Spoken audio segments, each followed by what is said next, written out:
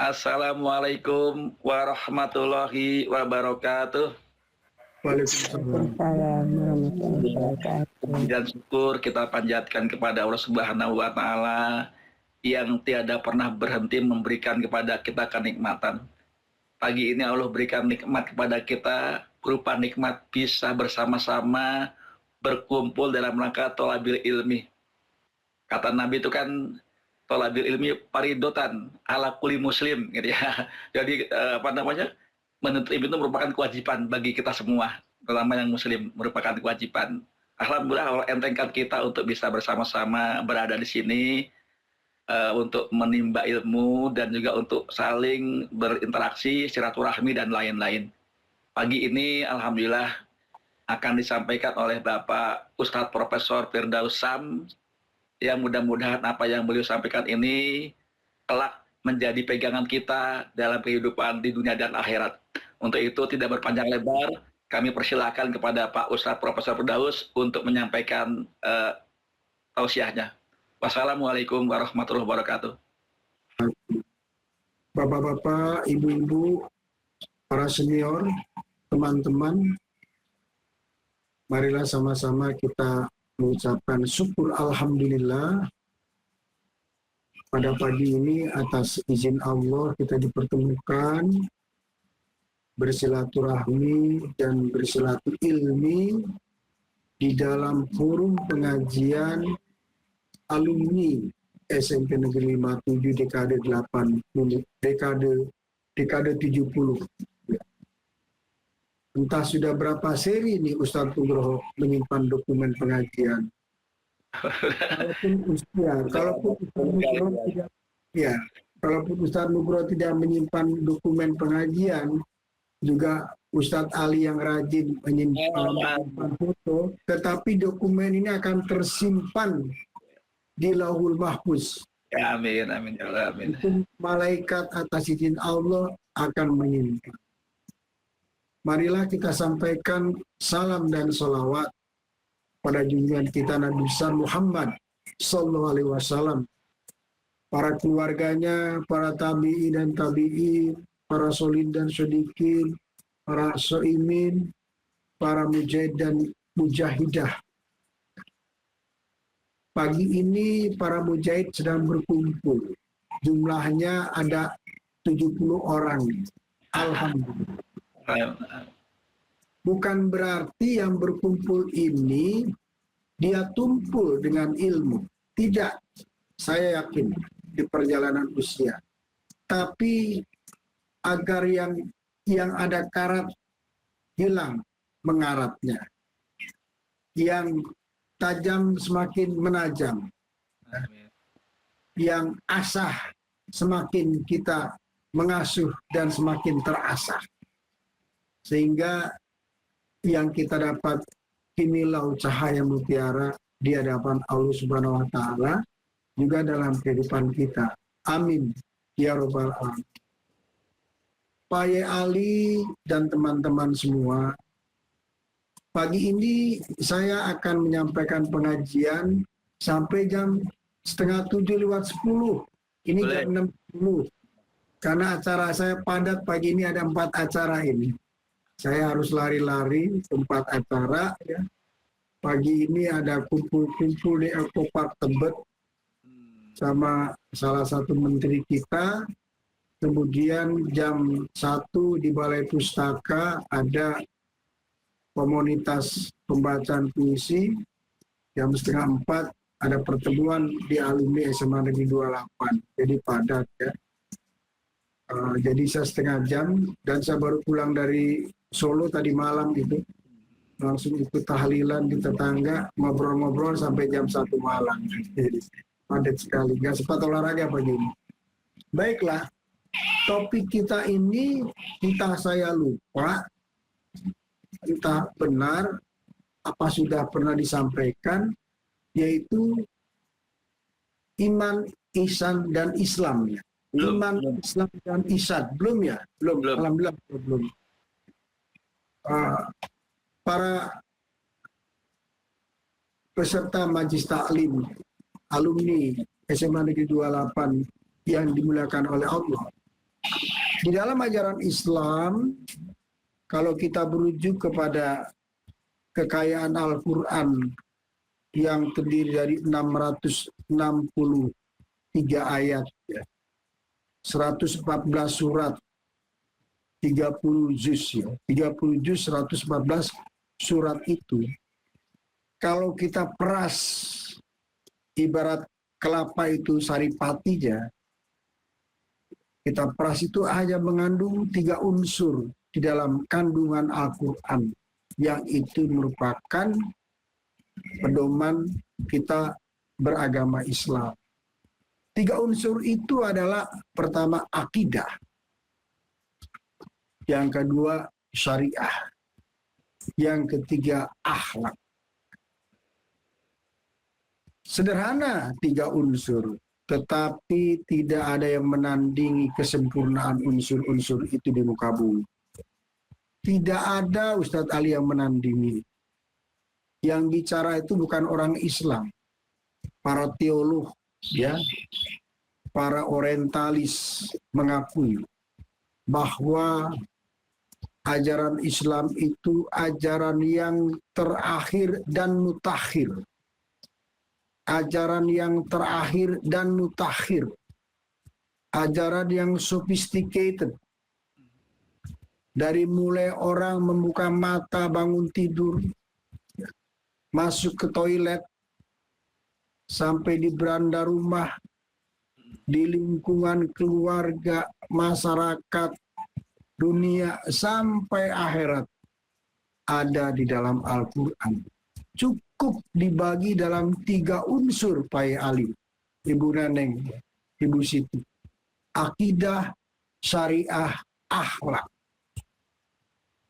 Kalau 3 ini kita pedomani, kita hayati, kita amalkan, insya Allah hidup kita akan terbimbing, walaupun kadang kita harus juga tergelincir sebagai manusia yang punya kehilapan, tapi Allah akan bangunkan lagi, berdiri tegak, kemudian melangkah di jalan Shiratal Mustaqim, di jalan yang lurus, kemudian ditempatkan pada akhir kehidupan kita menjadi husnul khotimah.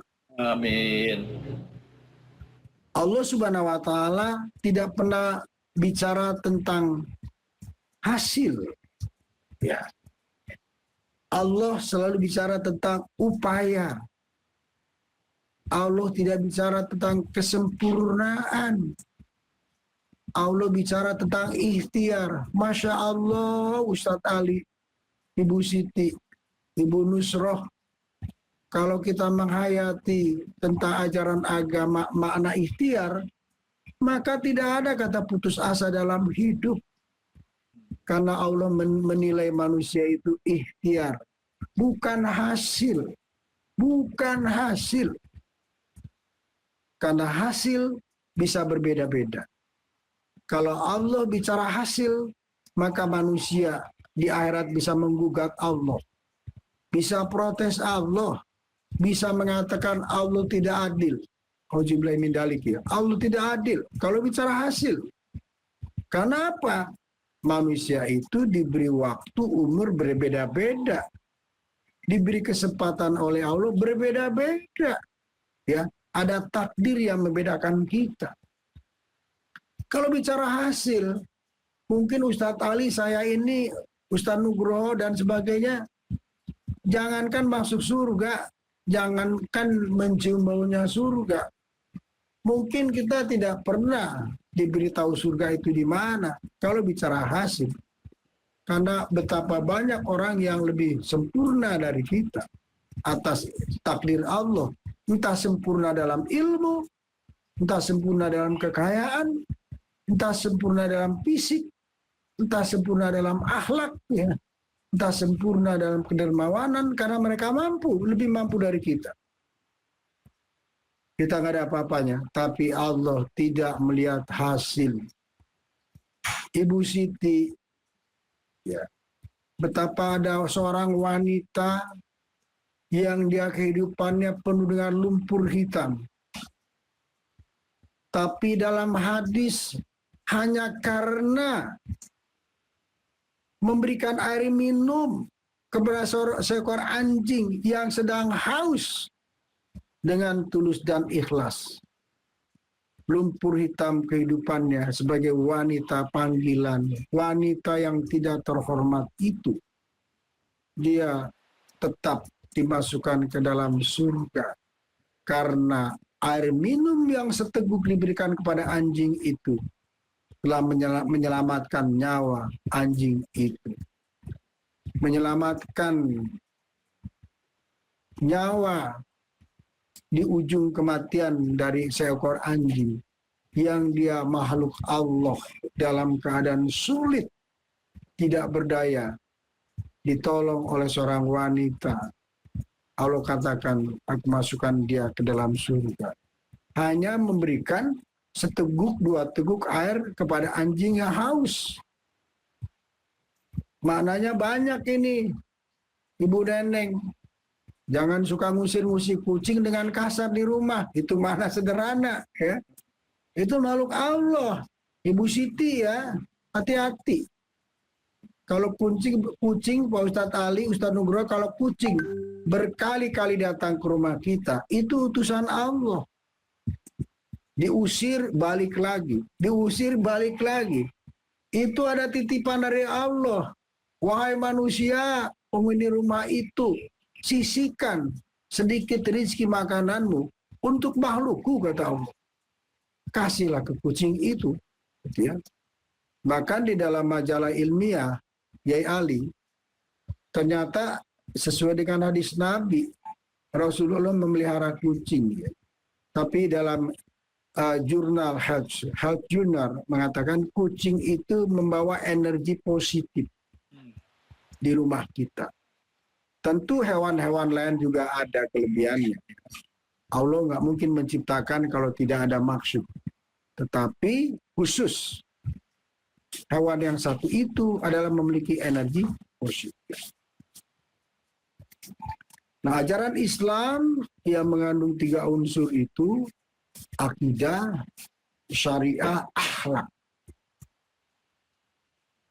Umar bin Khattab mengatakan bahwa kandungan Al-Quran yang terdiri dari akidah, syariah, akhlak itu diumpamakan seperti pohon syirah, ya.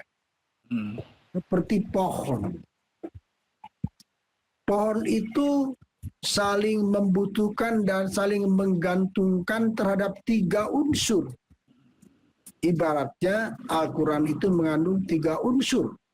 Akidah, syariah, akhlak yang saling berkelindan, saling mengikat sebagai hudan petunjuk manusia. Diibaratkan, kata Umar bin Khattab, seperti pohon. Pohon itu ibarat akidah adalah akar.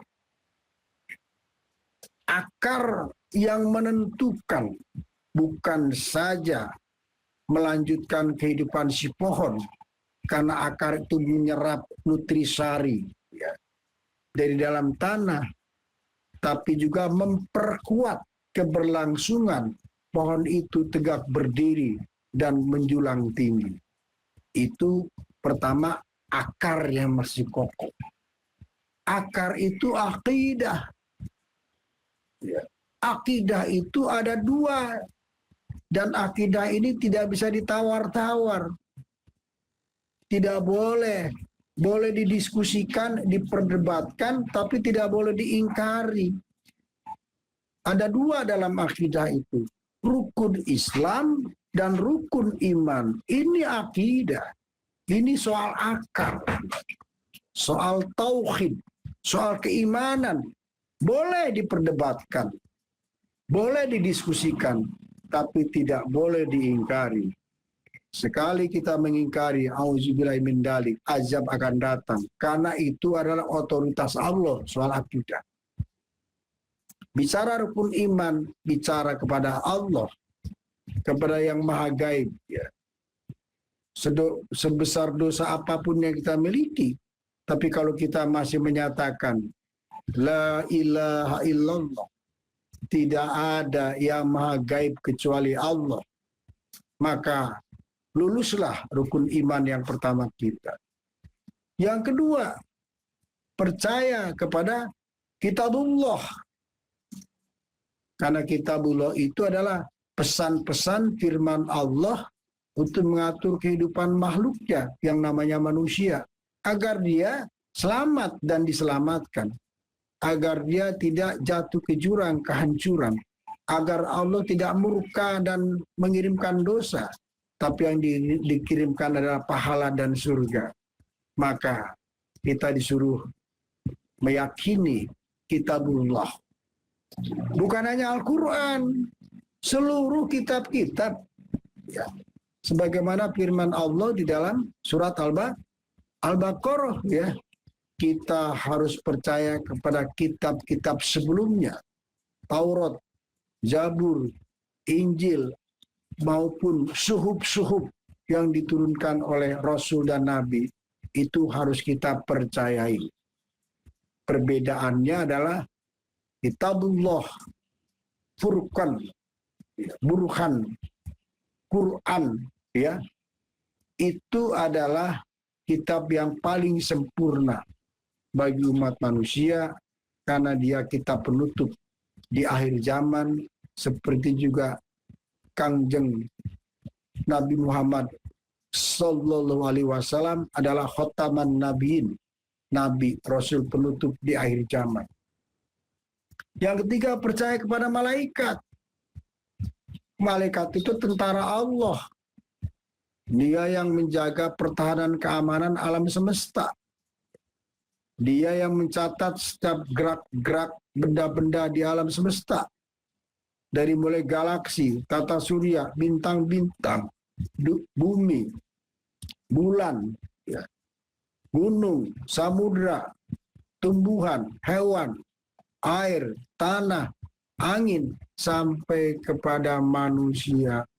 Itu semua diawasi oleh tentara-tentara Allah yang namanya malaikat. Maka kita harus beriman kepada malaikat. Beriman kepada para rasul. Karena Rasulullah yang memberikan jalan terbentang. Kita mengetahui tentang untuk apa kita hidup dan mengapa kita harus hidup. Ya. Sehingga Rasul mengatakan di dalam surat Az-Zariyat, "Wa ma khalaqal jinna wal insa illa liya'budullah." Tidak aku ciptakan jin dan manusia kecuali untuk mengabdi kepada aku, kata Allah.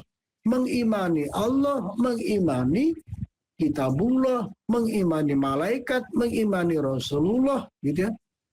Mengimani tentang kuasa Allah, adanya takdir baik dan buruk bagi manusia. Itu adalah otoritas Allah. Allah yang tahu tentang diri kita. Itulah takdir.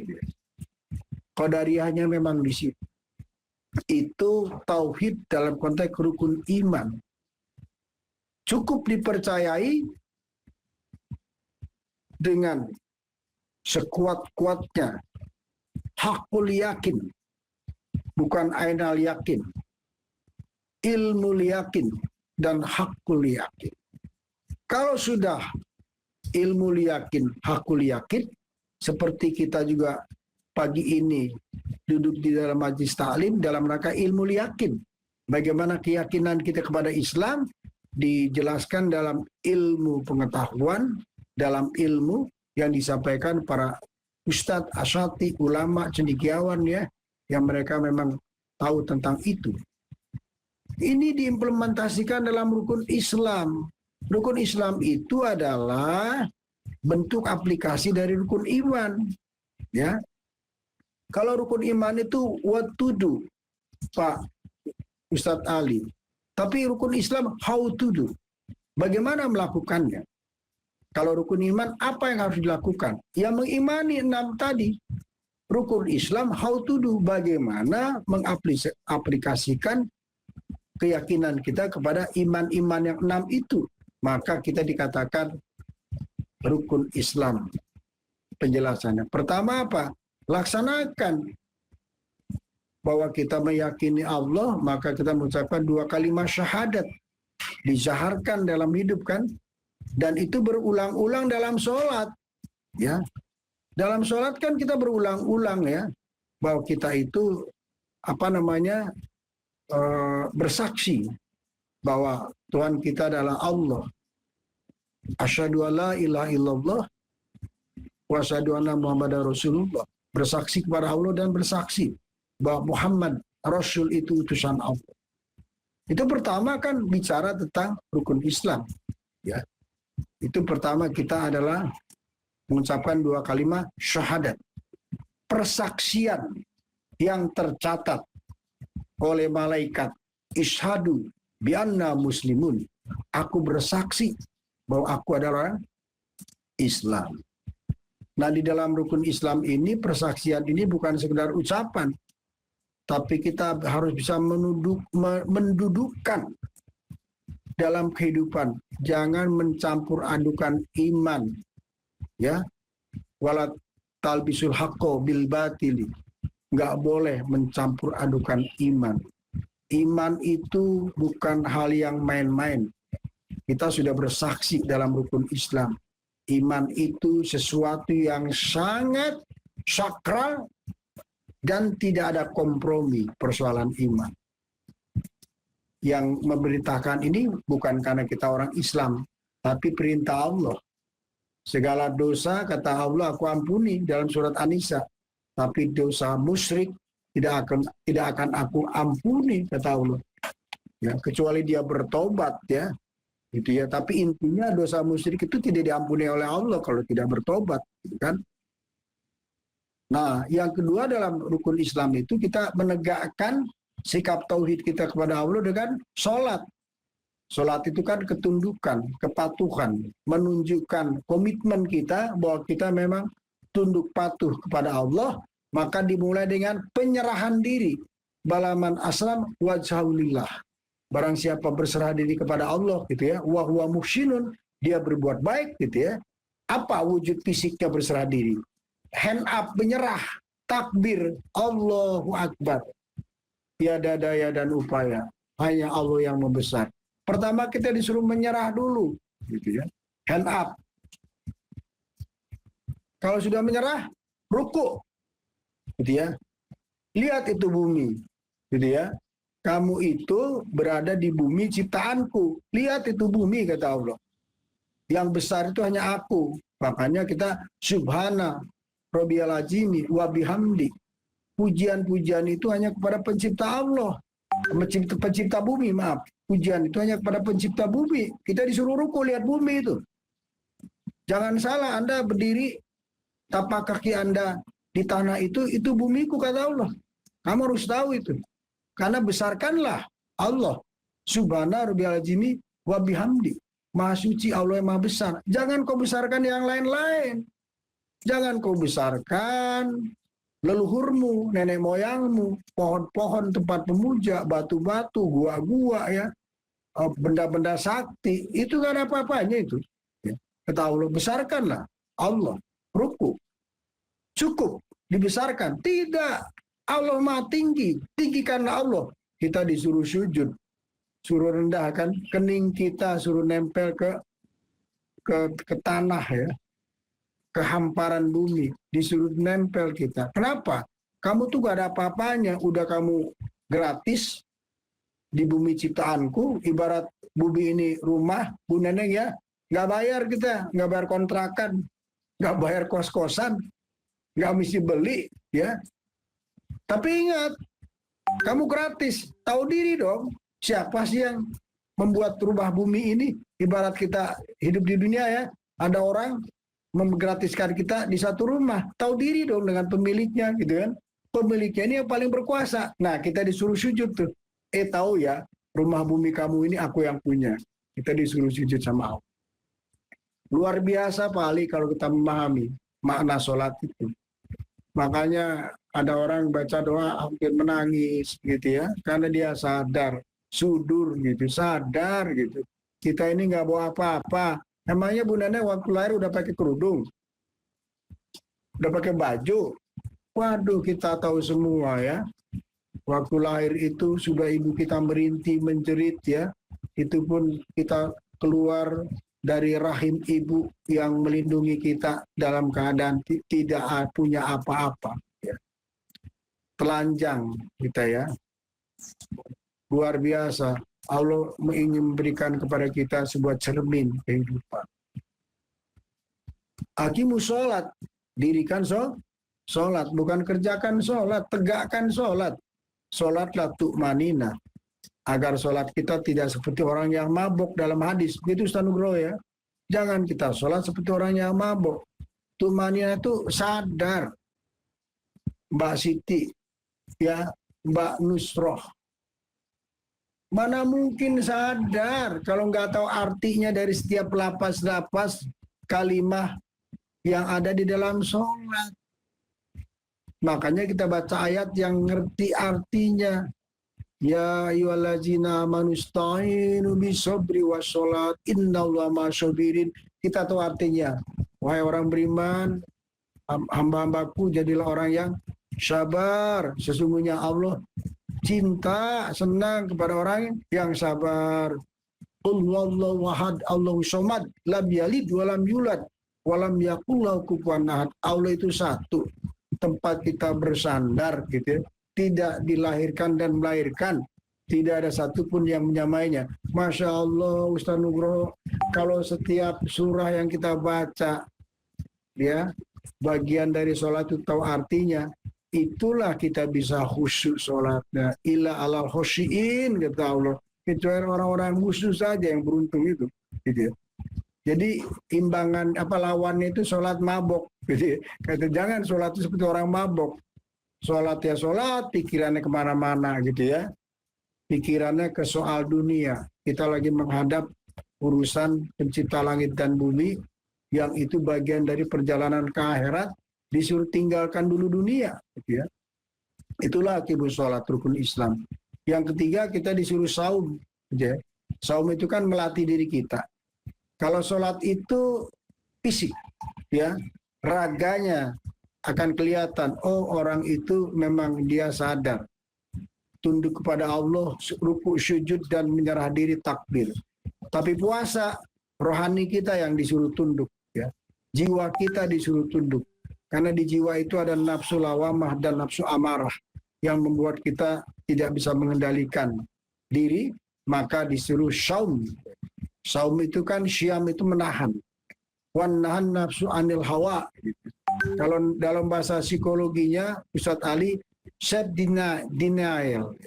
Self denial itu pengingkaran diri ya.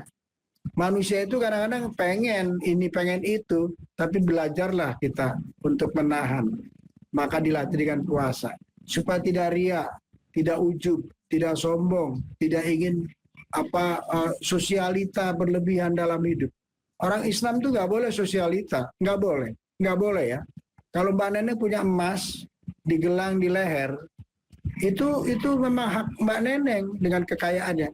Tapi Mbak Neneng mau pergi kemana? Pakai emas digelang sama di leher. Kalau perginya ke rumah Pak Ustadz Nugroho kan bohir, nggak apa-apa. Tapi kalau Ustadz Neneng perginya ke tempat daerah kumuh, ya daerah orang-orang miskin, ya daerah gembel-gembel, nggak boleh kita berhias-hias mewah. Akan menimbulkan kecemburuan sosial, kalau istilah akademiknya. Jangan, kita datang dengan sederhana aja, sehingga mereka tidak tersinggung, tidak jadi omongan, tidak jadi fitnah gitu ya. Jadi kita harus tahu tempatnya gitu. Makanya sosialita itu nggak, dalam Islam tidak diajarkan, itu menggiring kita menjadi ria. Kalau Pak Ustadz Nugroho sedang pergi nginap di Hotel Bintang 5, ketemu para bisnismen, boleh pakai sepatu buatan Itali, ya, pakai jas, pakai parfum yang mahal-mahal. Kalau mampu nggak apa-apa.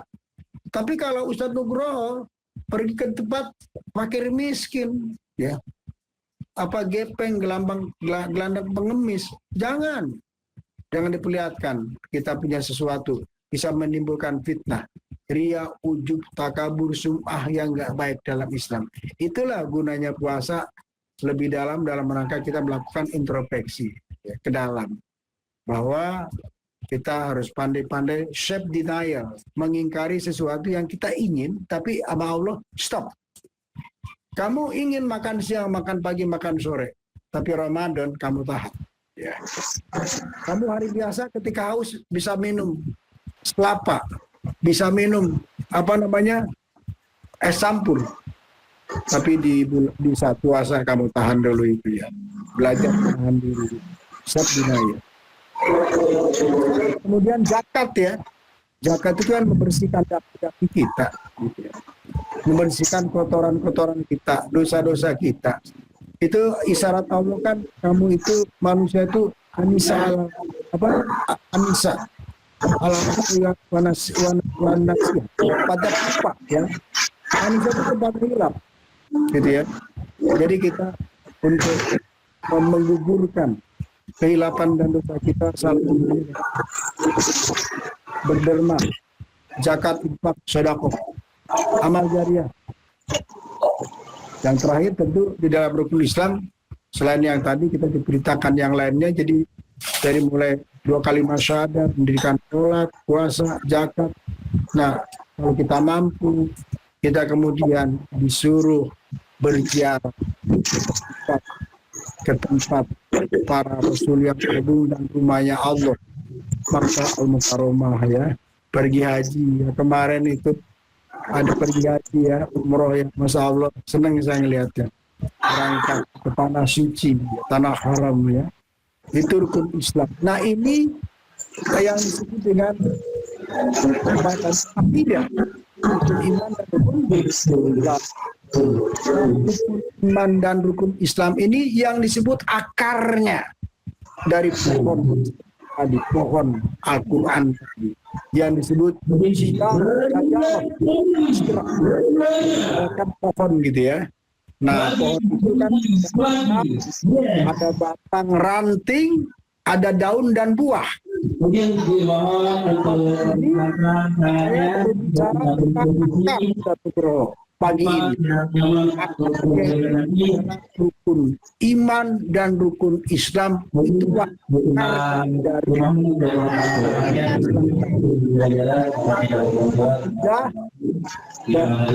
rukun iman dan rukun dia menjadi akar. Kalau iman dan Islamnya bagus, maka pohon itu punya akar yang kuat. Dia akan kokoh. Tidak akan melempas oleh angin. Dia tidak akan buntu. Gitu ya.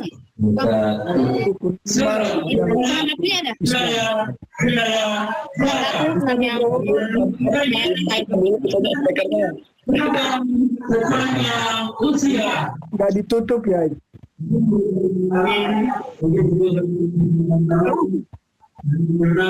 Lagi kompak ini.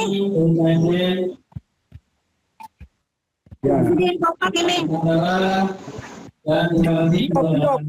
Diop dulu itu suaranya masuk ke sini.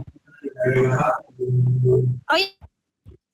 Ya, baiklah, Pak Ali, senior yang saya hormati, Bu Neneng dan Ustaz Nugroho, Bu Nusroh. Saya cuma bisa 30 menit. Yang kita bahas baru akar ya. Nanti giliran saya lagi kita bahas syariah dan akhlak. Jadi pohon Islam itu terdiri dari ibarat pohon, akidahnya akar, rukun iman dan rukun Islam yang kita bahas pagi ini. Nanti kita akan bahas batang dan rantingnya itu adalah syariah, daun dan buahnya itu adalah akhlak. Kesimpulan ulasan pagi ini, mohon maaf saya bisa menyampaikan lebih kurang 30 menit ya. Marilah kita perkokoh akar-akar jati diri kita ini. Ibarat pohon, apa akarnya?